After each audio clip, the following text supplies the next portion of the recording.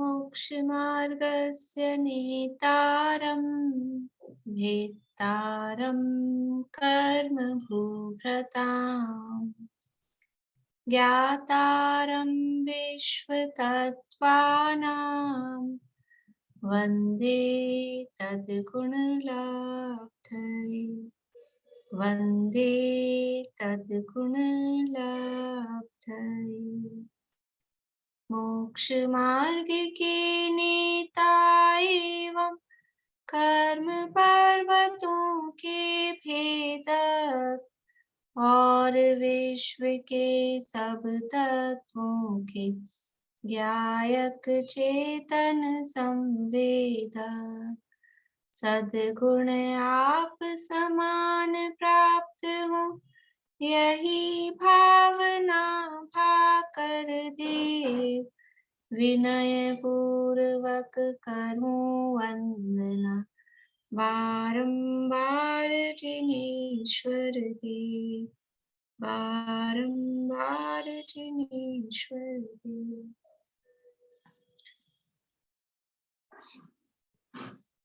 सूत्र सुनाएंगे कोई? ये 3-4 जो है बोले नीलम।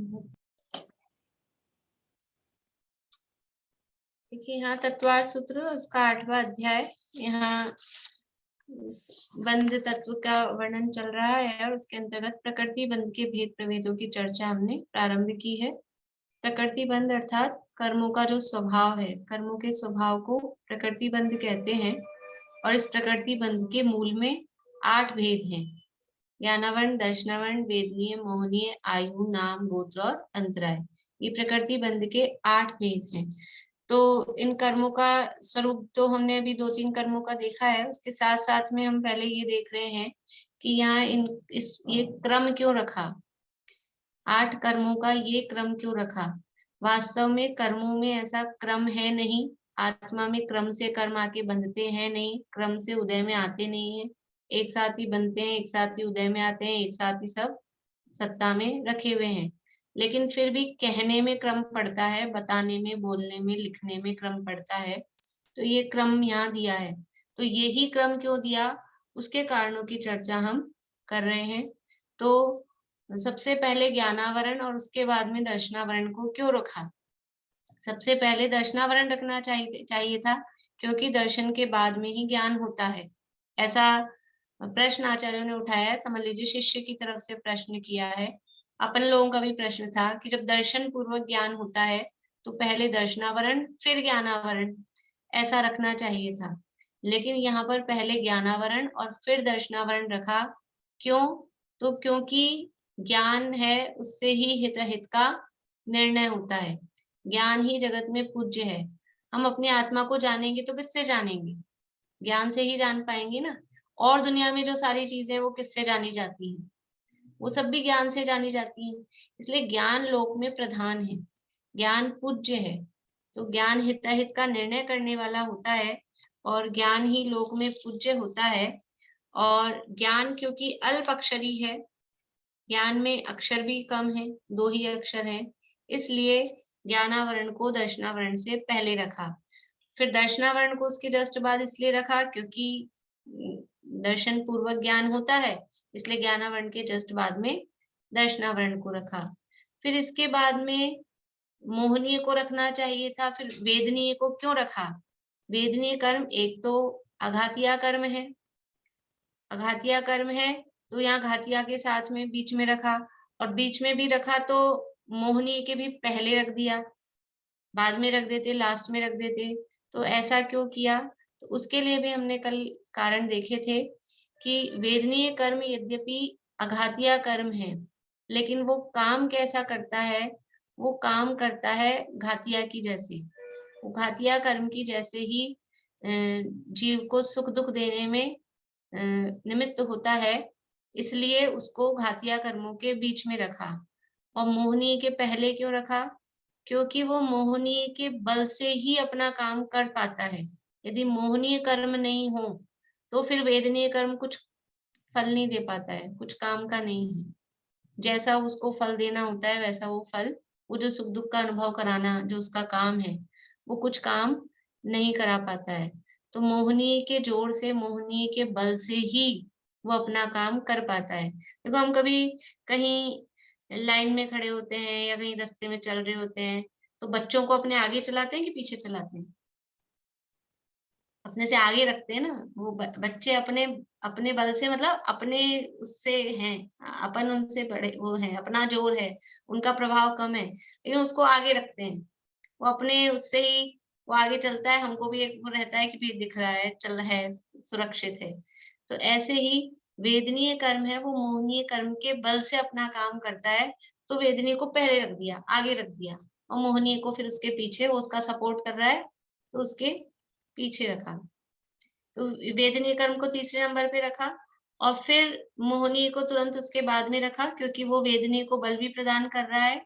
और आत्मा के जो गुण हैं, प्रमुख गुण हैं जीव के, ज्ञान, दर्शन, सुख, वीर्य, तो उनमें से जो तीसरा गुण है सुख नाम का गुण, या सम्यक्त्व नाम का गुण, उस गुण का घात करने में वे मोहनीय कर्म निमित्त होता है। इसलिए फिर फोर्थ नंबर पे मोहनीय कर्म को रखा। फिर ये चर्चा भी हमने कल की थी कि फिर अंतराय को लास्ट में क्यों रखा, अघातिया के भी लास्ट में, सबसे एंड में अंतराय कर्म को क्यों रखा। तो अंतराय कर्म यद्यपि घातिया कर्म है, घातिया कर्म होने पर भी उसको अघातिया के भी बाद में लास्ट में रखा। क्यों रखा? क्योंकि घातिया कर्म होने पर भी वो पूर्ण रूप से जीव के गुणों का घात करने में समर्थ नहीं होता है। इसके पीछे लॉजिक है, पर वो लॉजिक अभी नहीं बताकर अपन जब लास्ट में वो देशघाती, सर्वघाती प्रकृतियां वो सब पढ़ेंगे, तब फिर इसका लॉजिक मैं आपको वापस से बताऊंगी। क्योंकि अभी वो शब्द दूंगी, फिर वो शब्द फिर से मुझे समझाने पड़ेंगे, फिर अभी अपन यहीं उलझ जाएंगे, है ना। तो इतना समझ ले, वो ये जो बात है ना, अघातिया कर्म घातिया होने पर नहीं, अंतराय कर्म घातिया कर्म होने पर भी अघातिया के समान है। इसका भाव अपने को जब अपन थोड़ा और पढ़ लेंगे, थोड़े दिन में ही पहुंच जाएंगे लास्ट में जब वहां तक, तो अपने को इसका भाव समझ में आएगा कि ये घातिया कर्म होने पर भी अघातिया के समान है, जीव के गुणों का पूर्ण रूप से घात करने में समर्थ नहीं है। और जो जिस गुण का ये घात कर रहा है, वीर्य गुण का, वो वीर्य गुण भी सामान्य गुणों के समान सभी द्रव्यों में वो वीर्य गुण पाया जाता है। इसलिए एक सामान्य गुण है, तो सामान्य गुण होने के कारण से भी इसको लास्ट में रखा। ठीक है, इस तरह से ये अपन ने चर्चा की थी अंतराय कर्म के संबंध में। और बाकी अब बचे हैं अपने आयु, नाम और गोत्र, इनके क्रम का कारण। तो जो आयु कर्म है, आयु कर्म को मोहनीय कर्म के बाद में क्यों रखा, तो उसका कारण ये कहा कि ये जो मोहनीय कर्म है, मोहनीय कर्म के कारण, देखिए मैं आपको लिखवा देती हूँ पहले, ताकि वो आपके लिखने की समस्या खत्म हो जाए।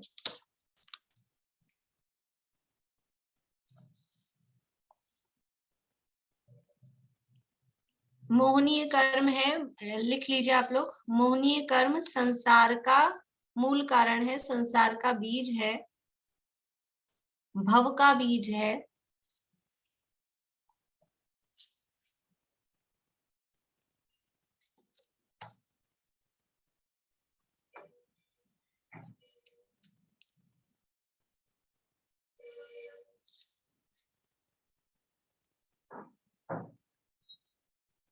और आयु के बल से भव की स्थिति है।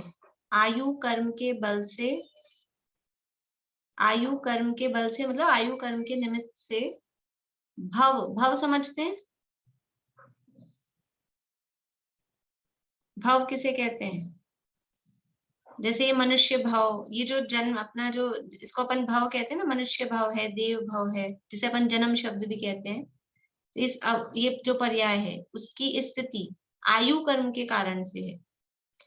मोहनीय कर्म है वो हमारे संसार का मूल है। हमको जो भाव मिल रहे हैं उसका मूल कारण क्या है, कि जो संसार में हमको जन्म हो रहा है, इसका मूल कारण मोहनीय कर्म है। और ये जो भाव, ये हमारा चलता रहेगा, इस भाव के टिके रहने में कौन कारण है? इस भाव के टिके रहने में आयु कर्म कारण है। इसलिए मोहनीय कर्म के तुरंत बाद में फिर आयु कर्म को रखा गया है।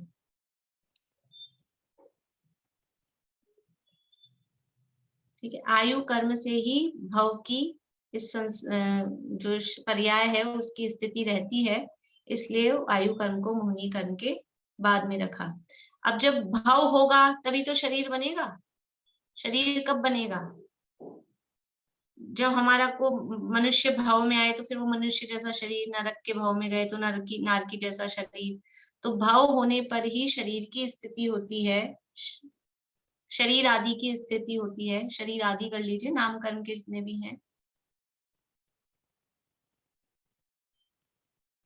भाव होने पर ही शरीर आदि की स्थिति होती है, इसलिए आयु कर्म के बाद में नाम कर्म को कहा।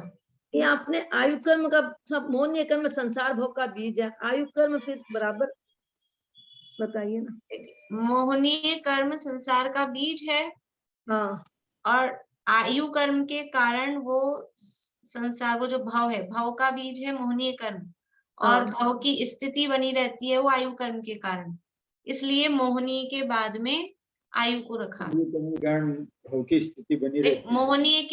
मोहनीय है तो आयु है, इसलिए मोहनीय के बाद में फिर आयु को रख दिया, क्योंकि मोह के कारण तो वो संसार अपना बना हुआ है। अब वो जो जिस भाव में संसार में है, वो संसार में उस भाव में स्थिति वो आयु के कारण रहेगी, इसलिए मोहनी के जस्ट बाद में आयु को रखा। और आयु है तो शरीर आदि फिर कुछ काम दे रहे हैं। आयु ही खत्म हो जाए तो फिर वो शरीर और गति और ये सब क्या काम के हैं? आयु पूरी होने पर वो तो दूसरे भाव में चला जाएगा जी। इसलिए आयु के बाद ही फिर वो नाम कर्म अपना कार्य करने में समर्थ होता है। मतलब ये ऐसा क्रम है नहीं, लेकिन अपन क्रम बना रहे हैं ना, इसलिए इसे क्रम से कह रहे हैं उसको। तो आयु होगी तो ही उसकी कोई गति कही जाएगी, उसके शरीर कहा जाएगा। जितने भी अभी नाम कर्म के भेद पढ़ेंगे तो समझ में आएगा।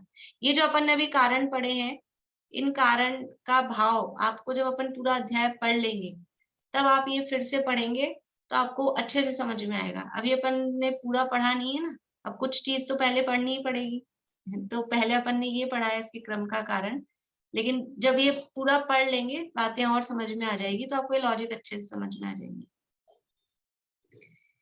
और फिर गोत्र को लास्ट में क्यों रखा?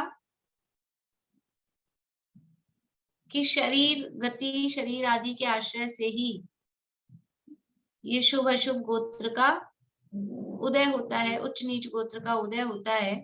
इसलिए फिर नाम कर्म के बाद में गोत्र कर्म को रखा गया है।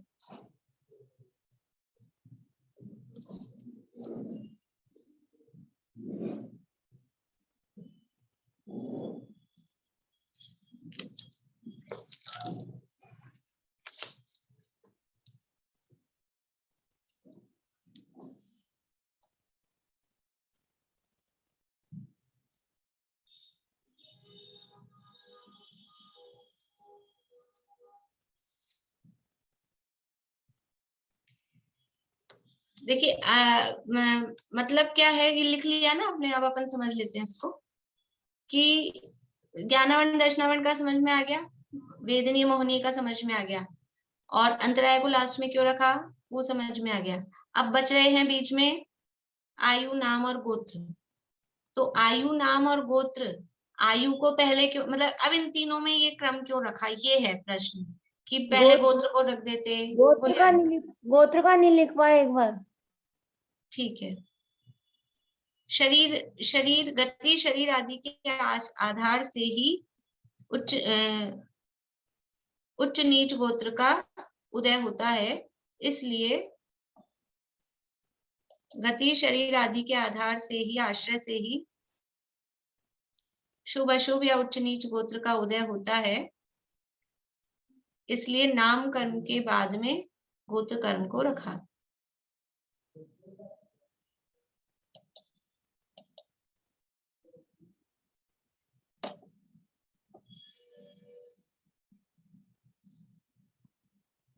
तो अब इन तीनों को इस क्रम में क्यों रखा कि सबसे पहले आयु, फिर नाम और फिर गोत्र? पहले गोत्र को रख देते या पहले नाम को रख देते? तो उसके पीछे कारण यह है कि जब तक आयु नहीं होगी, देखो आयु कर्म का उदय कहाँ से चालू हो जाता है? आयु, जब भी कोई जीव थोड़ा सा जो ये है ना चीज अपन देखते हैं, कोई जीव यहाँ से मरा, समझ लीजिए कोई मनुष्य मरा और अब उसको जाना है देव में, ठीक है, देव बनना है। तो यहाँ मनुष्य मरा मतलब वो मनुष्य आयु उसकी खत्म हो गई, यही मतलब है ना। मनुष्य मरा का मतलब क्या? वो मनुष्य आयु पूरी हो गई, तो मनुष्य मर गया ये कहेंगे। अब मनुष्य मर गया है और देव में जाके जन्म लेना है, तो उस जन्म लेने में कम से कम कितनी देर लगेगी? ज्यादा से ज्यादा कितनी देर लगेगी? बोलिए दीपिका जी। मैक्सिमम 3 समय, मतलब और चौथे में तो वो जन्म ले ही लेगा। कम से कम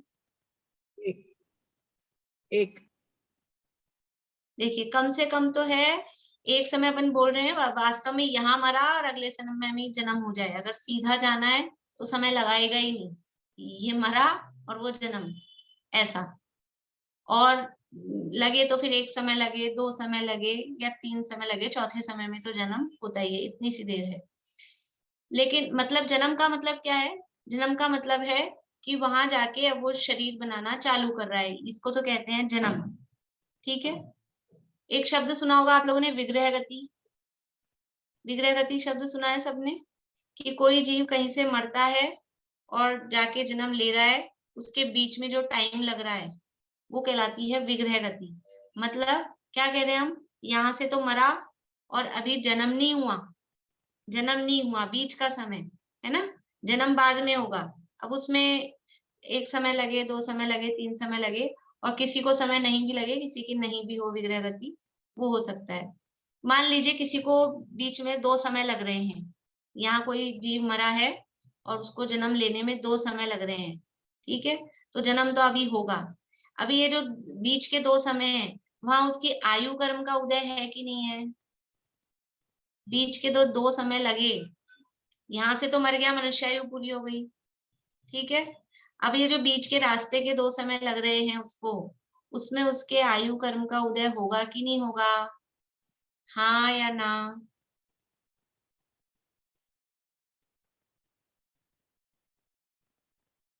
होगा तो हाँ 1, नहीं होगा तो 2। बढ़िया, जो लोग दिखा रहे हैं वो 1 ही दिखा रहे हैं, यानी 2 में कोई नहीं है। होगा, बिना आयु के उदय के संसार में कोई भी जीव रह ही नहीं सकता, हो ही नहीं सकता। एक आयु पूरी होगी तो तुरंत ही दूसरी आयु चालू हो जाती है। बिना शरीर के, बिना शरीर मतलब ये औदारिक वैक्रिक शरीर, इस ये जो दिखने वाला शरीर है, इस शरीर के बिना तो रह सकता है 1 समय, 2 समय, 3 समय, लेकिन बिना आयु के नहीं रह सकता है, ठीक है।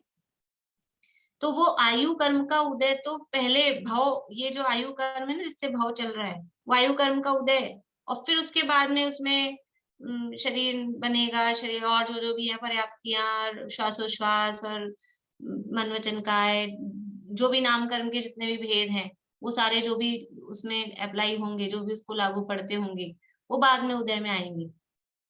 जैसे सबके नियम है कि श्वासोश्वास का उदय कब होगा, तो पर्याप्ति पूरी होने के बाद में होगा। वचन का कब होगा, वो पर्याप्ति पूरी होने के बाद में होगा। तो बहुत सारे उदय हैं वो बाद में होते हैं, लेकिन आयु का उदय तो उसी समय, ये आयु पूरी हुई अगले समय से, बिना आयु के ऐसा हो ही नहीं सकता। अगर आयु नहीं बंधी है तो मर नहीं सकता है, बिना आयु बांधे मरेगा नहीं, जब तक आयु नहीं बंधी हो, क्योंकि बिना आयु के संसार में कोई जीव नहीं रह सकता है। आयु रहित तो सिद्ध भगवान ही है, अनंत भगवान भी हैं, तो उनके मनुष्य आयु का उदय है 14वें गुण स्थान के अंत तक, जब तक मोक्ष नहीं हो रहा है उसके पहले समय तक आयु का उदय है, ठीक है। तो ये आयु कर्म के कारण ही भव की स्थिति रहती है, इसलिए आयु को फिर पहले रखा सबसे, इन तीनों में से सबसे पहले रखा आयु को।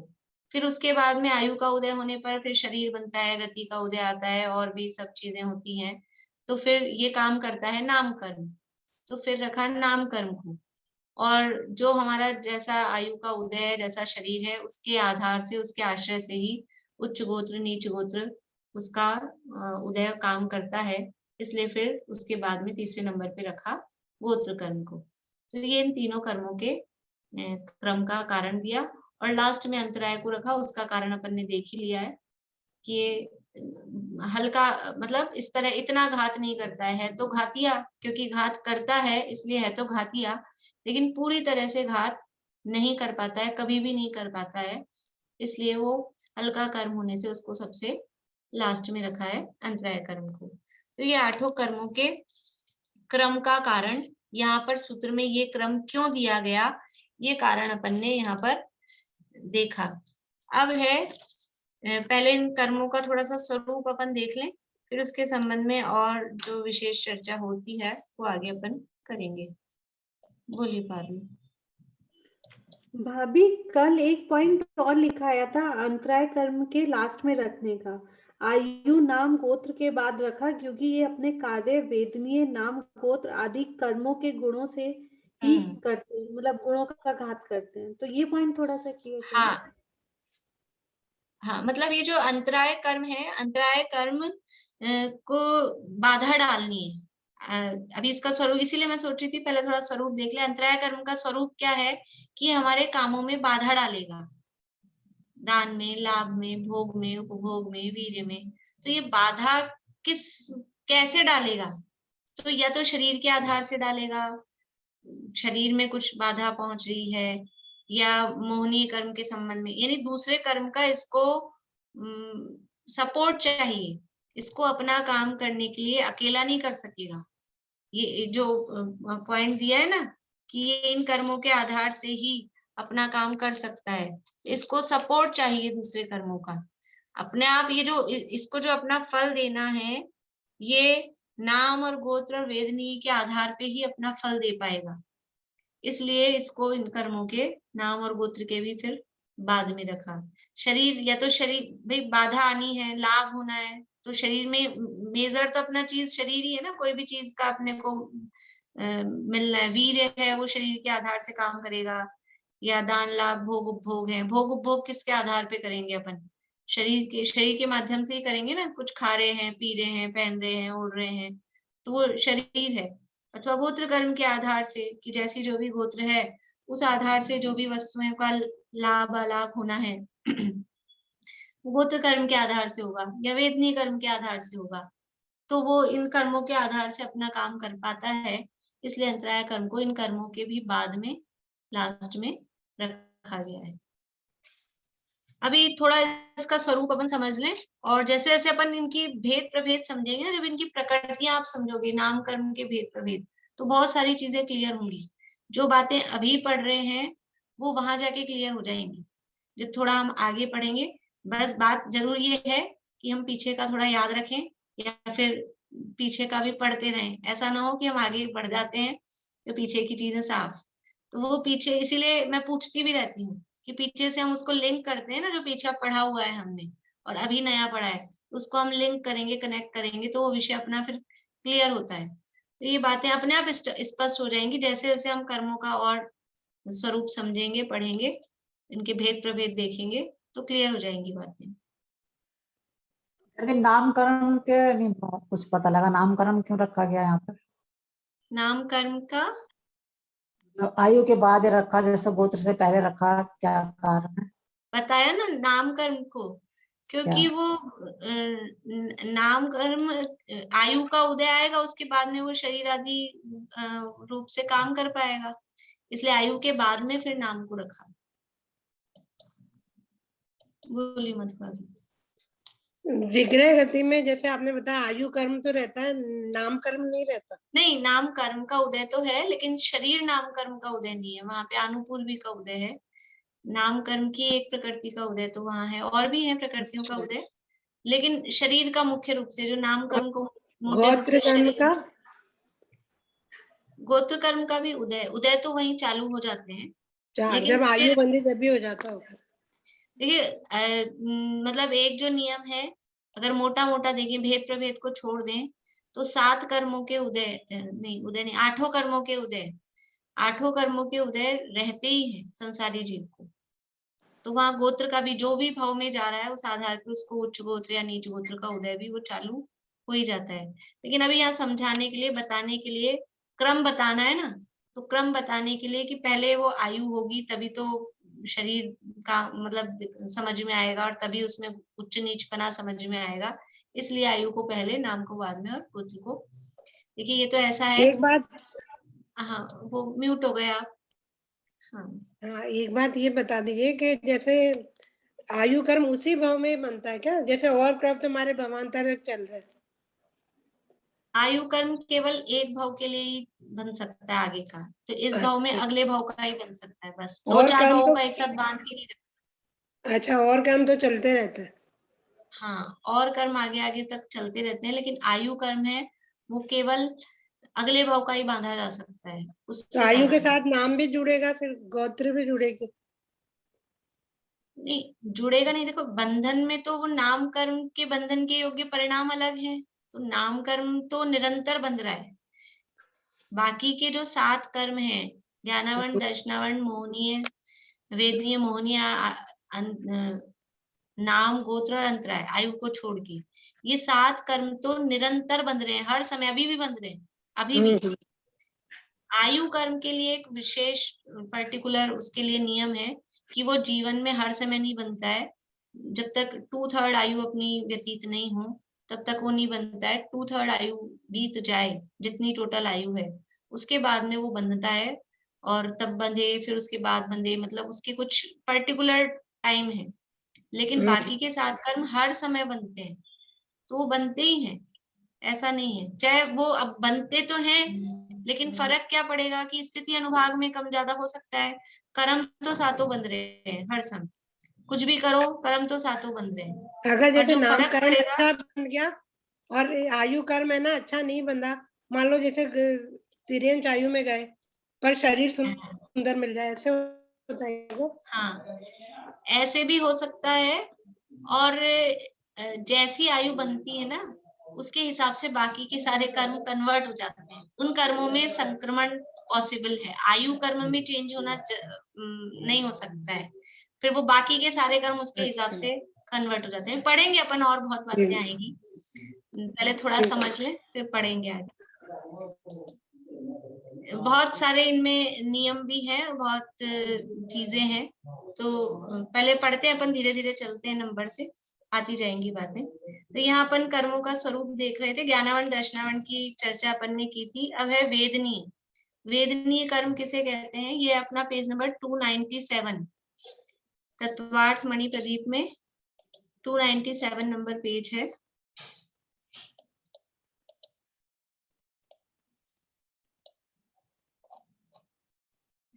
वेदनीय, लौकिक अनुकूलता प्रतिकूलता रूप संयोग प्राप्त होने में जिस कर्म का उदय निमित्त हो उस कर्म को वेदनीय कर्म कहते हैं।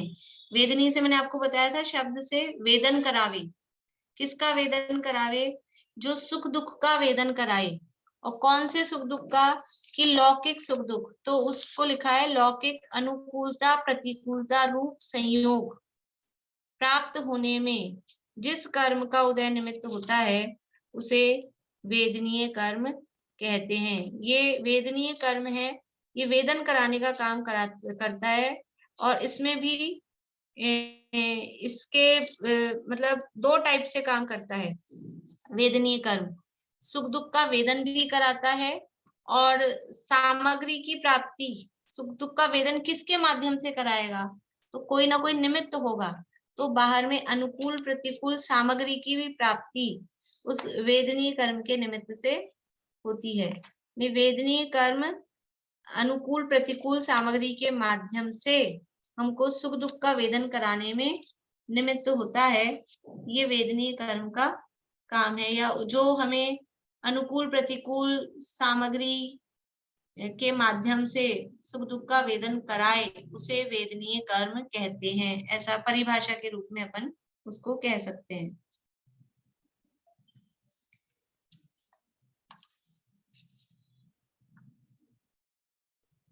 कल अपन ने इसके लिए उदाहरण देखा था कि वेदनीय कर्म शहद लपेटी हुई तलवार के समान काम करता है।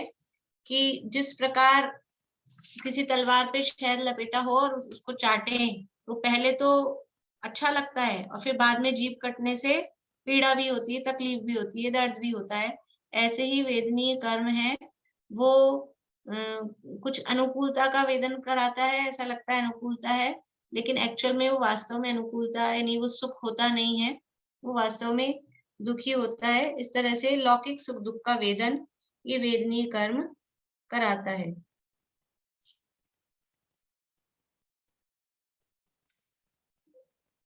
वेदनीय कर्म के संबंध में क्या है कि अभी अपन आगे और पढ़ेंगे जब और चर्चा करेंगे, जीव विपाक की है, पुद्गल विपाक की है, तो पर इतना समझ लें कि वेदनीय कर्म है ये वेदन कराता है, हमको फील कैसा हो रहा है, सामग्री कैसी है उससे मतलब नहीं। अपन क्या समझते हैं बाहर में कुछ अच्छी चीजें, महंगी महंगी चीजें हैं तो ऐसा लगता है इनके साता का उदय है, और गरीब सा आदमी दिख रहा है, झोपड़ी है तो ऐसा लगता है असाता का उदय है। लेकिन गरीब आदमी के भी साता का उदय और बहुत अमीर धनी सेठ जी हो उनके भी असाता का उदय होता है, हो सकता है। क्यों? क्योंकि उसको अपनी झोपड़ी में ही अनुकूलता लग रही है, अनुकूलता का वेदन कर रहा है तो उसके साता वेदने का उदय है। और सेठ जी महलों में रह रहे हैं फिर भी वो उसमें प्रतिकूलता फील कर रहे हैं तो उनके असाता का उदय है। तो ये वेदनीय कर्म वेदन कराने में मुख्य काम इसका क्या है, हमको फीलिंग कैसी आ रही है, हम कैसा फील कर रहे हैं उससे। टोडामल जी साहब ने इसके लिए उदाहरण दिया है कि किसी गरीब व्यक्ति को जिसके पास कपड़े ही नहीं थे उसको मोटा मतलब हल्का क्वालिटी का भी कपड़ा मिल जाए तो वो खुश होता है, वो खुश होता है तो उसके साता का उदय है, उसको वो अच्छा लग रहा है। और किसी धनी व्यक्ति को अच्छा भी दो अपनी जन से, ऐसा होता है ना जब कभी लेन देन का काम पड़ता है तो उसको अच्छा भी दिया लेकिन वो उसमें दुखी होता है, ये क्या मिला है, बेकार है, अच्छा नहीं लग रहा, तो वो दुखी होता है। एक ही तरह की चीज किसी को मिली तो वो खुश होता है, किसी को मिली तो वो दुखी होता है। तो ये हम वेदन कैसे कर रहे हैं, किसी को मीठा खाने में सुख लगता है, वो सुख अनुकूल फील कर रहा है, किसी को मीठा खाने में वो प्रतिकूल फील कर रहा है। तो ये जैसा वेदन जीव करता है उसके अनुसार वो वेदनीय कर्म कहा जाता है। तो जो जीव को इंद्रिय विषयों का सुख के कारण रूप इंद्रिय विषयों का अनुभव कराए वो साता वेदनीय, और जो दुख के कारण रूप इंद्रिय विषयों का अनुभव कराए वो असाता वेदनीय। वेदनीय कर्म अनुकूल प्रतिकूल रूप से वेदन करा रहा है, तो जो सुख के कारण रूप इसमें लगा है अनुकूल संयोगों में साता वेदनीय और प्रतिकूल संयोगों में असाता वेदनीय का उदय होता है। ये यहाँ लिखा है अनुकूल संयोग में साता वेदनीय और प्रतिकूल संयोग में असाता वेदनीय का उदय निमित्त होता है। कैसे होता है कि जो सुख के कारण रूप अनुकूल संयोग है उसका जो अनुभव करा रहा है, उसको जो फील करा रहा है वो साता वेदनीय है, और जो दुख के कारण रूप इंद्रिय विषय है उसको फील करा रहा है, उसका अनुभव करा रहा है, तो वो असाता वेदनीय कहा जाता है। इसके बाद में है मोहनी, इसका उदाहरण लिख लीजिएगा। वेदनी का उदाहरण या उसकी प्रकृति शहद लपेटी हुई तलवार है। फिर है मोहनीय कर्म, जिस कर्म के उदय के निमित्त से जीव स्वयं को भूलकर देहादि पर पदार्थों में, यहाँ लिखी है परिभाषा पुस्तक में, देहादि पर पदार्थों में एकत्व ममत्व करे, पर का कर्ता भोक्ता बने अथवा कषाय भाव उत्पन्न हो, उसे मोहनीय कर्म कहते हैं। मोहनीय कर्म किसे कहते हैं कि जो जीव को मोहित कर दे, मोहित कर दे मतलब उसको स्वरूप भुला दे। इसके उदाहरण दिया है मदिरा के समान। मोहनीय कर्म कैसे काम करता है, मोहनीय कर्म मदिरा के समान, मदिरा या शराब कहें, मदिरा क्या काम करती है कि जैसे वो व्यक्ति को अपना स्वरूप भुला देती है, मैं कौन हूं ये भूल जाता है, वो व्यक्ति असावधान हो जाता है। मदिरा पीने वाला व्यक्ति, शराब पीने वाला व्यक्ति अपना स्वरूप भूल जाता है, असावधान हो जाता है, अपने पराये का उसको ज्ञान नहीं होता है, मैं कौन हूँ, मेरा कौन है, ऐसी जैसी उसकी अवस्था होती है, उसी प्रकार मोहनीय कर्म के उदय के निमित्त से स्वयं को भूल जाता है। जैसे शराबी व्यक्ति भूल जाता है मैं कौन हूँ, ऐसे वो स्वयं को भूल जाता है। और जैसे वो अपना पराया भूल जाता है, दूसरे के घर को अपना घर कहता है, दूसरे की चीज को अपनी चीज कहता है, ऐसे ही मोहनीय कर्म के उदय के निमित्त से देह आदि पर पदार्थों में एकत्व ममत्व करता है। ये शरीर मैं हूँ, ये शरीर मेरा है, जो मैं नहीं हूँ, जो मेरा नहीं है, उसको अपना मानता है और पर का कर्ता भोक्ता बनता है। जैसे जो शराबी है वो दूसरे के काम को करने लग जाता है, खुद का काम तो छोड़ देता है, दूसरे के काम को करने लग जाता है। ऐसे ही ये मोह रूपी, मोह महामद पियो अनादि, ये मोहनीय कर्म की रूपी जो शराब है उसके उदय के निमित्त से जीव पर का कर्ता भोक्ता बनता है और कषाय भाव उत्पन्न होती है। जो कषाय उत्पन्न होती है, क्रोध मान माया लोभ हास्य रति रति आदि जो भी कषाय हैं, वो सब भी इस मोहनीय कर्म के उदय के निमित्त से उत्पन्न होती हैं। तो मोहनीय कर्म किसे कहते हैं? जिस कर्म के उदय के निमित्त से स्वयं को भूलकर देहादि पर पदार्थों में एकत्व ममत्व करे, पर का कर्ता भोक्ता बने अथवा कषाय भाव उत्पन्न हो, उसे मोहनीय कर्म कहते हैं। ठीक है, अभी इसके भेद प्रभेदों की चर्चा तो अपन आगे पढ़ेंगे। अभी आयु कर्म किसे कहते हैं, क्या ये पढ़ लेते हैं, फिर पढ़ने में रह जाएगा साथ के साथ। यहाँ से मोहनीय कर्म दो प्रकार का है, एक दर्शन मोहनीय और एक चारित्र मोहनीय। दो प्रकार का मोहनीय कर्म है, एक दर्शन मोहनीय और एक चारित्र मोहनीय। यहाँ दर्शन मोहनीय में जो दर्शन शब्द है, उस दर्शन शब्द का क्या अर्थ लेना? कल अपन ने दर्शन शब्द के 2-3 अर्थ देखे थे। तो दर्शन मोहनीय में दर्शन शब्द का क्या अर्थ लेना है सुधा जी? इसमें है जो वस्तु का श्रद्धान विपरीत मान्यता, जो वस्तु में श्रद्धा है कि ये मेरी नहीं है, विपरीत मान्यता। बस एक शब्द में उत्तर देना है कि दर्शन शब्द का अर्थ श्रद्धान लेना है कि देखना लेना है। हाँ, श्रद्धान। ठीक है, शिमला जो आत्मा के सम्यक गुण का घात एक करता शब्द है। में उत्तर देना है, बस ज्यादा वो नहीं करना है। श्रद्धान अर्थ लेना है कि दर्शन शब्द का देखना अर्थ लेना है कि दर्शन शब्द का अर्थ फिलॉसफी लेना है? श्रद्धान का घात करता है, सम्यक का घात करता है। ठीक है, सभी का जवाब श्रद्धान है। तो यहाँ दर्शन मोहनीय में दर्शन शब्द का अर्थ है श्रद्धान। तो जो जीव के श्रद्धा का घात करे, श्रद्धा का घात करे यानी जीव की जो मान्यता है उसको विपरीत बनाए, उसका नाम है दर्शन मोहनीय। मोहनीय कर्म दो प्रकार का है, दर्शन मोहनीय और चारित्र मोहनीय।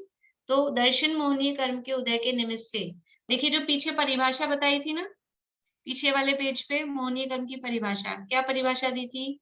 जिस कर्म के उदय के निमित्त से स्वयं को भूलकर देहादि पर पदार्थों में एकत्व ममत्व करे, पर का कर्ता भोक्ता बने, ठीक है, ये अथवा कषाय भाव उत्पन्न हो, उसे मोहनीय कर्म कहते हैं। इस परिभाषा में दोनों मोहनीय की परिभाषा आ गई, दर्शन मोहनीय और चारित्र मोहनीय। तो जिस कर्म के उदय के निमित्त से स्वयं को भूलकर देहादि पर पदार्थों में एकत्व ममत्व करे, पर का कर्ता भोक्ता बने, वो तो है दर्शन मोहनीय कर्म। और जिस कर्म के उदय के निमित्त से कषाय भाव उत्पन्न हो, वो है चारित्र मोहनीय कर्म। देखिए अब यहाँ परिभाषा, दर्शन मोहनीय कर्म के उदय के निमित्त से जीव स्वयं को भूलकर पर पदार्थों में एकत्व ममत्व करता है, पर का कर्ता भोक्ता बनता है। और चारित्र मोहनी के उदय के निमित्त से क्रोध आदि कषाय भाव रूप परिणमता है। ये मोहनीय कर्म के दो भेद हैं। दर्शन मोहनीय है, वो जीव की श्रद्धा का घात करता है, श्रद्धा का मतलब है उसकी मान्यता विपरीत करता है, गलत मान रहा है, ये श्रद्धा का घात हुआ। और चारित्र मोहनीय कर्म जीव के चारित्र गुण का घात कर रहा है, जिस गुण का घात कर रहा है उसके साथ वो लगाए रहते हैं। ज्ञान पर आवरण डाल रहा है तो ज्ञान आवरण, दर्शन पे आवरण डाल रहा है तो दर्शनावरण। ऐसे ही श्रद्धा का घात कर रहा है तो दर्शन मोहनीय, चारित्र का घात कर रहा है तो चारित्र मोहनीय। तो ये क्रोधादि कषाय हैं, ये जीव के चारित्र का घात करती हैं, ये चारित्र मोहनीय कर्म कहलाता है। इसके बाद में आयु कर्म, जिस कर्म के उदय के निमित्त से यह जीव मनुष्य देव नारकी और पशु पर्याय में रुकता है, उसे आयु कर्म कहते हैं।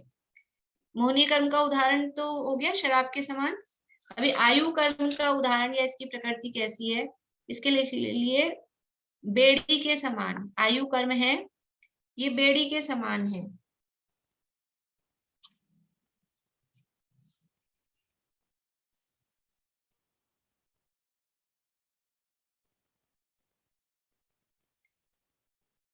आयु कर्म के उदय के निमित्त से यह जीव शरीर में बना रहता है। ये मनुष्य, देव, नारकी और पशु पर्याय में रुकता है।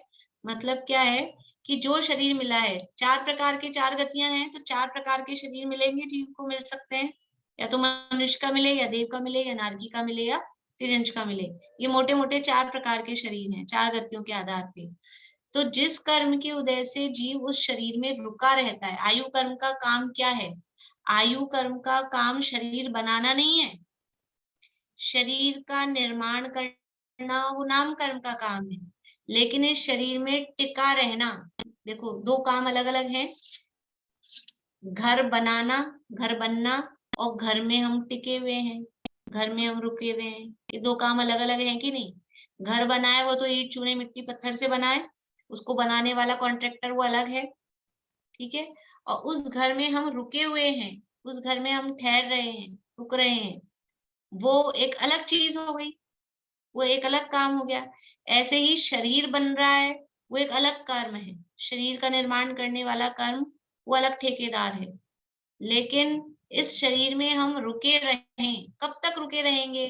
कि जब तक आयु कर्म है तब तक इस शरीर में टिका रहेगा जीव। एक समय पहले भी कोई चाहे कि इसमें से निकल जाओ, निकाल दें इसको, तो निकाल नहीं सकता।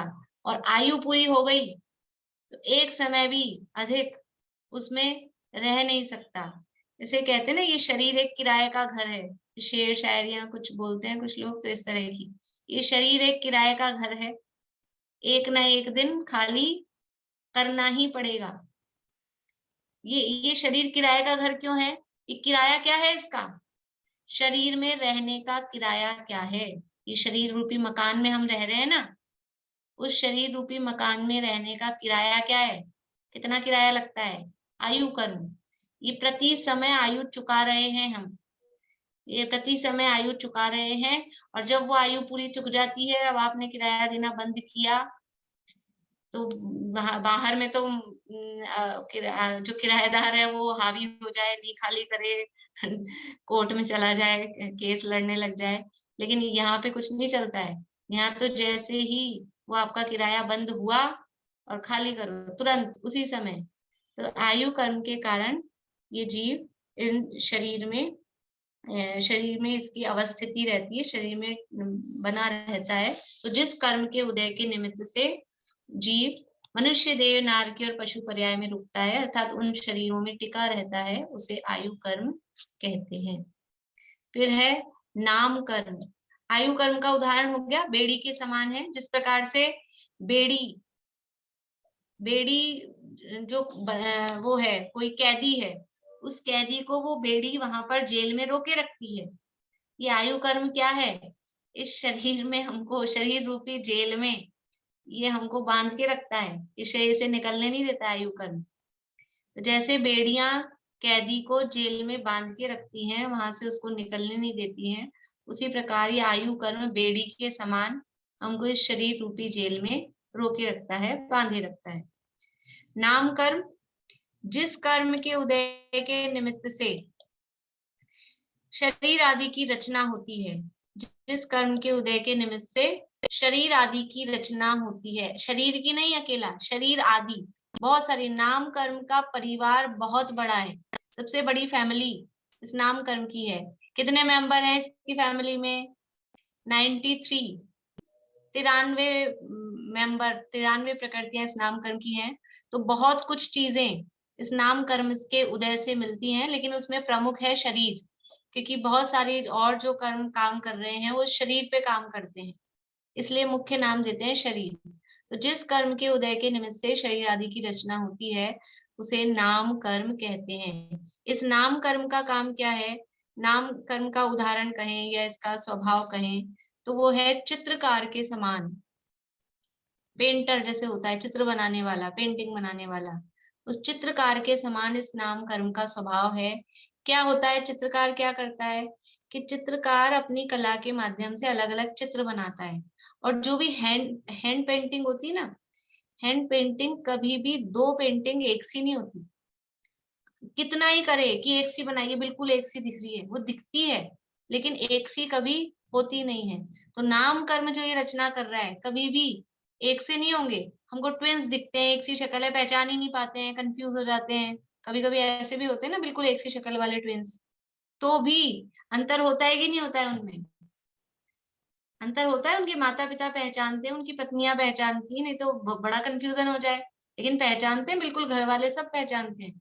अपने हैं स्मारक के 2 विद्यार्थी, गौरव शास्त्री, सौरभ शास्त्री, इंदौर में, और बिल्कुल एक सी शक्ल लगती है। मैं तो आज तक नहीं पहचान पाती कौन मिला है, गौरव मिला है कि सौरभ मिला है। लेकिन दोनों की वाइफ तो पहचानती है कि नहीं, उनके माता पिता भी पहचानते हैं, और भी जो फ्रेंड्स हैं सब पहचानते हैं। लेकिन अपन तो कभी कभार मिलते हैं तो समझ नहीं पाते। तो लेकिन एक से नहीं होते। यहाँ मतलब क्या कह रहे हैं, नाम कर्म का उदाहरण दिया चित्रकार के समान, कि चित्रकार की जो जो भी वो बनाएगा अपनी कला, वो कभी एक सी नहीं होती। इसी तरह से नाम कर्म भी अलग अलग तरह के शरीरों की रचना, अलग अलग जो भी रचना करता है वो अलग ही अलग अलग तरह के शरीर बनाता है। और जैसे वो चित्रकार उसमें रंग भरता है, अलग अलग कलरफुल होता है, डिफरेंट होता है। इसी तरह से नाम कर्म की भी जो इसका जो कारीगरी है, इसका जो काम है, ये अलग अलग तरह के समझ लीजिए कलरफुल। किसी को कैसा रंग है, किसी वर्ण वर्ण नाम कर्म का उदय होता है, तो वो अलग अलग तरह के वो बनाता है, शरीर आदि की रचना करता है। इसलिए इसको चित्रकार की उपमा या उसका उदाहरण दिया गया है। फिर है गोत्र कर्म। गोत्र कर्म किसे कहते हैं कि जिस कर्म के उदय के निमित्त से यह जीव उच्च नीच कुल में उत्पन्न होता है, उसे गोत्र कर्म कहते हैं। ये परिभाषा एकदम सरल है, लेकिन भाव क्या है इनका। ये गोत्र कर्म किसे कहते हैं कि जिस कर्म के उदय के निमित्त से जीव उच्च नीच कुल में उत्पन्न हो रहा है। ऊंचा कुल या नीचा कुल, इसकी भी चर्चा अपन कल और करेंगे, कौन सा कुल ऊंचा है, कौन सा कुल नीचा है। अभी केवल इसको पूरा कर रहे हैं सामान्य, फिर इनके भेद प्रभेदों के जब कल सूत्र पढ़ेंगे तो कल इसकी चर्चा और करेंगे।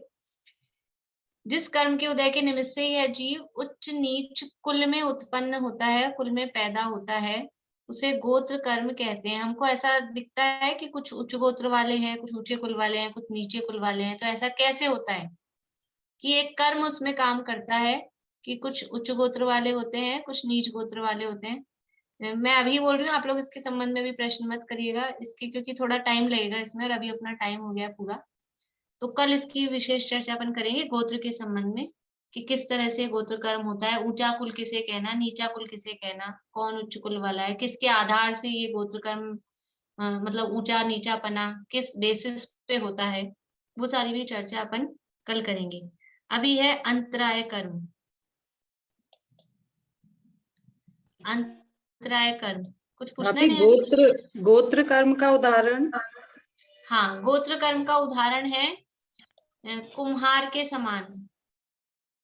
कुम्हार के समान, जैसे कुम्हार क्या करता है, कुम्हार बर्तन बनाता है मिट्टी के, कोई छोटे कोई बड़े, सब तरह के बनाता है। बड़ा घड़ा भी बनाता है, छोटा भी बनाता है, इतना सा दीपक भी बनाता है, सपोरा भी बनाता है। तो जैसे वो छोटे बड़े बर्तन बनाता है, उसी प्रकार ये गोत्र कर्म है। ये गोत्र कर्म जीव को छोटा बड़ा बनाता है।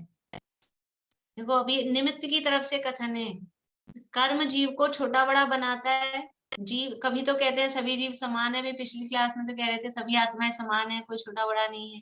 और यहाँ कह रहे हैं गोत्र कर्म, तो ये निमित्त से, ऐसा गोत्र कर्म के निमित्त से उच्च गोत्र का उदय होता है तो जीव बड़ा कहा जाता है, ये बड़े बड़े लोग हैं, बड़े घर वाले हैं। और नीच गोत्र के उदय से ऐसे कहा जाता है ये नीचा आदमी है, ये छोटा आदमी है, ऐसा कहते हैं ना अपन। तो ये क्यों कहा किसी को छोटा और किसी को बड़ा, ये उसके कर्म के निमित्त से। तो जैसे वो कुम्हार, बर्तन तो सारे मिट्टी के हैं, सब मिट्टी ही है उसमें, लेकिन फिर भी कोई बड़ा बर्तन है, कोई छोटा बर्तन है। तो जिस प्रकार कुम्हार छोटे बड़े बर्तन बनाता है, उसी प्रकार कुम्हार के समान ये गोत्र कर्म भी जीव को छोटा बड़ा बना देता है, उच्च नीच कुल में उत्पन्न कराता है। इसलिए इसे ये कुम्हार की उपमा दी गई है। लास्ट है अंतराय कर्म। अंतराय कर्म किसे कहते हैं कि जिस कर्म के उदय के निमित्त से दान, लाभ, भोग, उपभोग और वीर्य में रुकावट पैदा हो, उसे अंतराय कर्म कहते हैं। अंतराय, अंतराय, अंतर मतलब गैप। जिस कर्म के कारण से हमारे किसी काम में गैप पड़ रहा है, वो काम नहीं हो पा रहा है, कंटिन्यू। एक तो शब्द होता है निरंतर। निरंतर का मतलब लगातार, लगातार मतलब उसमें गैप नहीं पड़ रहा, कंटिन्यूस हो रहा है। और ये है अंतर, ये अंतर डाल रहा है मतलब गैप डाल रहा है, मतलब बाधा पहुंचा रहा है। तो जो कर्म, जिस कर्म के उदय के निमित्त से हमारे कामों में बाधा पैदा हो, अंतराय आए, विघ्न उत्पन्न हो, उसका नाम है अंतराय कर्म। विघ्न कर्म अंतरायस्य, ये अपन ने आश्रम के कारणों में पढ़ा था कि विघ्न करने से अंतराय कर्म बंधता है, और अंतराय कर्म का उदय आने पर विघ्न होता है। क्या विघ्न होता है कि दान देने में, लाभ प्राप्ति में, भोग करने में, उपभोग करने में और अपना वीर्य शक्ति का यूज करने में रुकावट, रुकावट मतलब विघ्न, बाधा पैदा हो, उसे अंतराय कर्म कहते हैं। अंतराय कर्म का उदाहरण, किस तरह से अंतराय कर्म काम करता है, अंतराय कर्म के लिए उदाहरण दिया है, बताएंगे कोई? बोलिए सरोज आंटी। भंडारी के समान। भंडारी के समान। जैसे राजा ने तो अपने को कह दिया, इनको 1000 स्वर्ण मोहरें इनाम में दी जाए, राजा ने तो कह दिया। अब देता कौन है? देता तो वहां जो भंडारी है, जो उनका कैशियर है, वो है ना। जैसे गवर्नमेंट से तो मिल जाती है चीजें गरीबों को, इतनी सहायता दी कोरोना के कारण जो पीड़ित हुए उनको, लेकिन मिलती कहाँ है? क्योंकि वो बीच वाले लोग होते हैं ना, बीच वाले लोग वो लेने नहीं देते।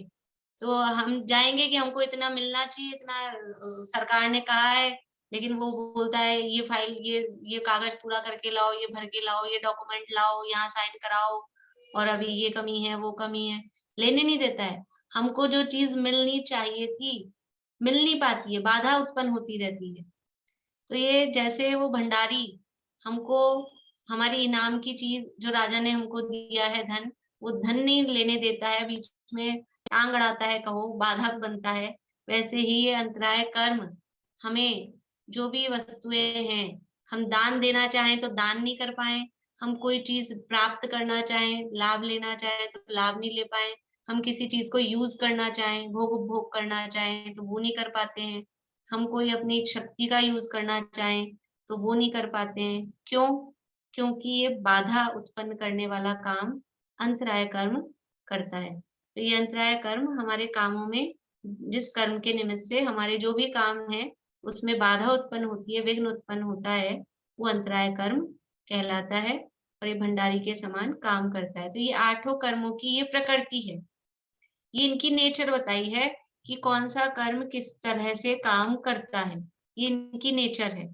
अब वो आवरण डालने का काम करता है, मोहनी कर्म अपना स्वरूप भुलाने का काम करता है, वेदनीय कर्म सुख दुख का वेदन कराने का काम करता है। जिस कर्म की जो नेचर है वो कर्म वही काम करेगा, दूसरे कर्म का काम दूसरा कर्म नहीं करेगा। शरीर में टिकाए रखने का काम जिसका है वो टिकाए रखने का काम करेगा, और शरीर को बनाने का, उसमें मेंटेनेंस का काम जिसका है वो मेंटेनेंस का काम करेगा, बाधा डालने का काम जिसका है वो बाधा डालेगा। तो ये कर्म, इनकी जो जैसी नेचर है वो उस नेचर के हिसाब से इनको कहा है ये प्रकृति बंध है। इसके मूल 8 भेद हैं। अब अगला सूत्र है, उसमें उनके उत्तर भेदों की भी संख्या बताई है कि किस कर्म की कितनी और प्रकृतियां हैं, उसकी चर्चा भी अपन करेंगे। और इन कर्मों के संबंध में और थोड़ी थोड़ी विशेष बातें हैं, वो भी अपन करेंगे अभी आगे जब भेद प्रभेद पढ़ेंगे, जब भी और इनकी चर्चा आएगी विशेष, बहुत सी नई नई बातें भी आप लोगों को जानने को मिलेगी, करेंगे अपन आगे चर्चा। बोलिए विनीता आंटी। हाँ जी, आवाज आई? हाँ, आवाज आ गई? हाँ आ रही है। आवाज आ गई मेरी? नहीं, हाँ मेरी हमें तो आवाज आ रही है, आई नहीं है। आपको नहीं आ रही है, आपका नेटवर्क स्लो है। चलिए, और किसी को प्रश्न है अभी के प्रकरण के संबंध में? आवाज नहीं आई क्या मेरी अभी? आपका नेटवर्क स्लो है आंटी। आवाज आ गई मेरी? नहीं? अच्छा अच्छा, अच्छा अच्छा, मेरा हम नेटवर्क स्लो हुआ। जिनवाणी स्तुति करते हैं, अब उसके बाद तो फिर कल बोलेंगे। करेंगे बात, मेरा नेटवर्क। हाँ हाँ ठीक ठीक ठीक। नेहा जी आप बोलना जिनवाणी स्तुति। भाभी बैठ बाद के में करेंगे, ठीक है। हाँ हाँ नेहा जी बैठ के बोल लूं भाभी ठीक है, या खड़े होके? जैसे आपकी इच्छा। ठीक है, मैं अभी